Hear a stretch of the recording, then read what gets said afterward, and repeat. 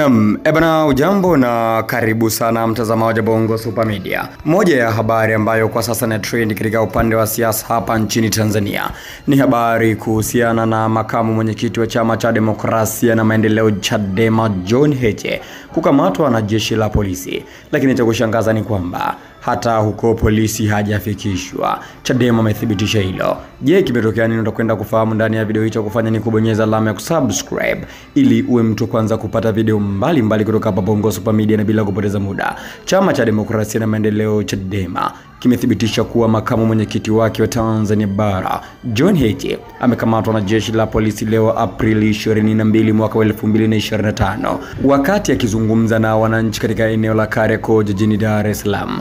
Kwa mujibu wa taarifa iliyotolewa na Chadema, chombo cha habari cha Millard Ayo kimeripoti mara baada ya kukamatwa, Heche alipelekwa katika kituo cha polisi cha Msimbazi. Hata hivyo baadaye aliondolewa kituoni hapo, na juhudi za baadhi ya viongozi wa Chama cha Demokrasia na Maendeleo Chadema waliokwenda katika kituo kikuu cha polisi Kati kupata taarifa ya alipo hazikufua dafu baada ya kuambiwa kuwa hajafikishwa kituoni hapo. Tukio hili linajiri baada ya Chadema kuamua kuendelea na mkutano uliopangwa kufanyika Kariakoo licha ya zuio lilotolewa na polisi. Chadema wameeleza kuwa waliamua kuendelea na mkutano huo kwa kuwa barua ya zuio la polisi ilitolewa kwa kuchelewa, wakati maandalizi yote yalikuwa tayari yamekamilika. Mwisho wa kunukuu. Chanzo ni Millard Ayo. Kwa maana mpaka hapa mtazamaji wa Bongo Super Media umegundua kwamba Chama cha Demokrasia na Maendeleo Chadema walitumiwa barua na jeshi la polisi kwamba mkutano huo hautokuwepo katika Kariakoo pale.